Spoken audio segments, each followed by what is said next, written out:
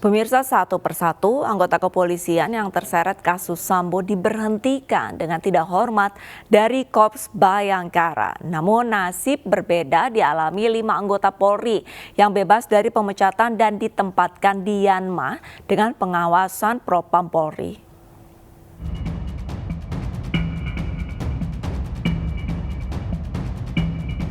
Hampir 100 anggota Polri diperiksa karena diduga ikut terlibat dalam kasus kematian Brigadir Joshua Huta Barat atau Brigadir J. 7 diantaranya telah ditetapkan menjadi tersangka karena menghalangi proses penyidikan atau obstruction of justice.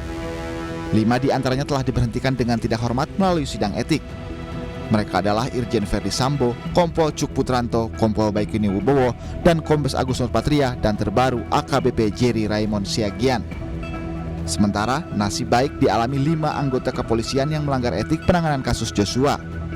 Menurut Kadif Humas Polri, Irjen Polisi Dedi Prasetyo, 5 dari 18 anggota Polri yang ditempatkan di tempat khusus atau Patsus kembali bertugas sebagai anggota Yanma Polri dengan pengawasan Propam Polri. Kemudian Brigjen BA statusnya sudah keluar, ya, masih menunggu persidangan. Kemudian AKBP ACN ya sudah keluar menunggu sidang. Kemudian AKBP RS sudah keluar menunggu sidang. Kemudian AKPAS sudah keluar menunggu sidang. Sementara itu, tersangka pembunuhan Brigadir Joshua Barada Richard Eliezer melalui kuasa hukumnya mengaku mengalami trauma berat karena menjadi penembak pertama Brigadir Joshua. Terkait kasus ini, Komnas HAM pun akan menyerahkan rekomendasi terkait kematian Joshua ke Presiden Joko Widodo dan ke DPR pekan depan. Salah satu rekomendasinya adalah terkait reformasi kelembagaan Polri. Tim Liputan iNews melaporkan. Penyidikan kasus dugaan pembunuhan berencana Brigadir Joshua terus bergulir. Polri secara resmi telah memecat 5 perwira secara tidak hormat karena terbukti merintangi proses penyidikan pembunuhan Brigadir Joshua. Komisioner Kompolnas beberapa waktu lalu menyatakan personil polisi yang terbukti melakukan kesalahan sedang dikenakan sanksi mulai dari demosi fungsi kerja atau penundaan kenaikan pangkat. Pak, jadi untuk kasus yang melibatkan sejumlah polisi ini yang melanggar kode etik, seperti apa nanti sanksi yang akan diterapkan dan apakah ada juga pembagiannya, sanksi berat, ringan seperti itu? Baik, terima kasih Mas Wilson dan Syafa. Untuk pelaksanaan sidang kode etik profesi Polri pada hari ini, tentu ini masih dalam proses, masih berlangsung. Tentu kita tidak bisa memberikan informasi karena belum selesai, belum tuntas. Kita tunggu sampai pembacaan putusan, nanti apakah terduga pelanggar AKPDC ini akan melakukan banding atau tidak. Ini sementara kita pantau terus. Namun pelaksanaan sidang kode etik hari ini tentu tidak dalam klaster. Sekali lagi tidak dalam klaster yang dugaan tindak pidana merintangi penyidikan atau obstruction of justice yang itu 7 tersangka termasuk FS. Untuk klaster obstruction of justice kan sudah dilakukan sidang sebagian kemarin itu yang berakhir dengan putusan sanksi administratif diberikan kepada terduga pelanggar yaitu PTDH, ada Kompol CP, ada Kompol BW, dan kemarin sampai berlangsung 2 hari karena cukup luar biasa pemeriksaan saksi-saksinya, 14 saksi sangat teliti sehingga putusnya baru kemarin KBP ya, Kombes AN itu juga di PTDH, ketiga-tiganya menggunakan haknya mengajukan banding. Persoalan mengajukan banding ini sebenarnya berdasarkan pengumpulan data kami selama ini di dalam melakukan pengawasan itu memang anggota Polri yang diberikan sanksi administrasi dalam putusan sidang Komisi Kode Etik itu mayoritas mengajukan banding karena memang haknya diberikan dan mereka menggunakan.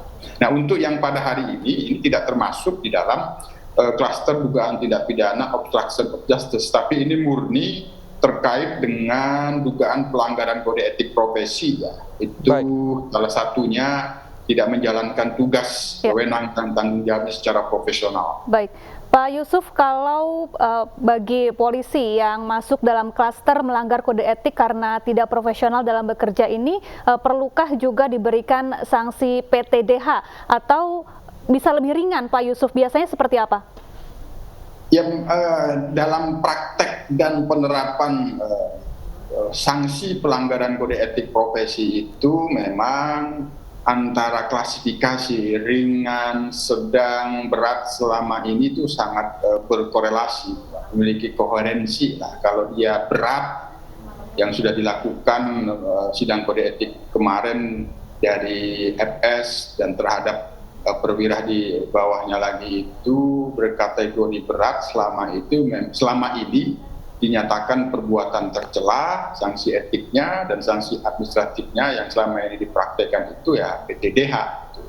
Nah itu kategori berat. Nah kalau berkategori sedang dalam prakteknya ini kan murni pelanggaran kode etik dan hari ini AKP DC ini dikategorikan dugaan pelanggaran sedang dalam praktek dan penerapannya sanksinya sepertinya tidak PTDH. Tapi sepenuhnya itu pada kewenangan majelis hakim di dalam mempertimbangkan pasal-pasal tuntutan, fakta-fakta persidangan, termasuk di dalamnya pembuktian dan keterangan saksi tentu ada pada keyakinan. Tapi di dalam praktek penerapan sanksi, ada sanksi yang tidak PTDH itu biasanya pada klasifikasi yang berkategori ringan dan sedang. Baik, biasanya apa Pak? Apakah memang ada pergeseran jabatan atau mungkin penurunan jabatan yang diterapkan kepada pihak kepolisian yang melanggar profesinya? Iya, biasanya yang paling berat berkategori sedang, bukan sanksi administratif PTDH itu. Yang masih administratif barangkali itu demosi, pemindahan, baik itu demosi untuk pemindahan fungsi kerjanya atau demosi kewilayahan, dipindahkan ke wilayah lain, atau bisa juga sanksi administratifnya itu dalam praktek sesuai dengan normanya penundaan kenaikan kepangkatan, misalnya seperti itu.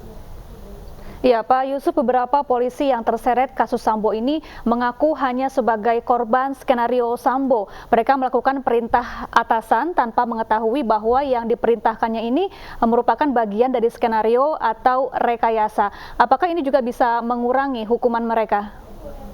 Tentu semuanya itu akan dibuktikan di dalam fakta-fakta persidangan. Pembuktian alat bukti, apakah itu dalam bentuk surat atau keterangan ahli atau dalam bentuk keterangan saksi-saksi, dibuktikanlah peran mereka itu masing-masing terduga pelanggar sebagaimana dalam kesaksian. Apakah murni berada dalam situasi menjalankan perintah, apakah tidak. Benar memang ada perintah, tapi terkait dengan tidak melaksanakan tugas, wewenang dan tanggung jawabnya secara profesional itu bisa diukur melalui lingkup tugas dan wewenangnya. Yang dimaksud dengan profesional itu kan sebagaimana dimaksud di dalam norma kode etik profesi itu sendiri, yaitu melaksanakan tugas sesuai dengan tugas pokok dan fungsinya.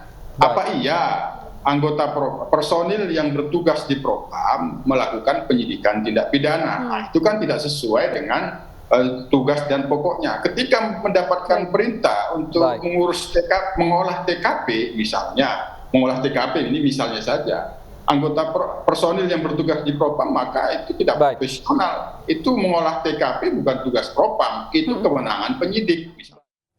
Pemirsa, Breaking News masih akan segera kembali, tetaplah bersama kami.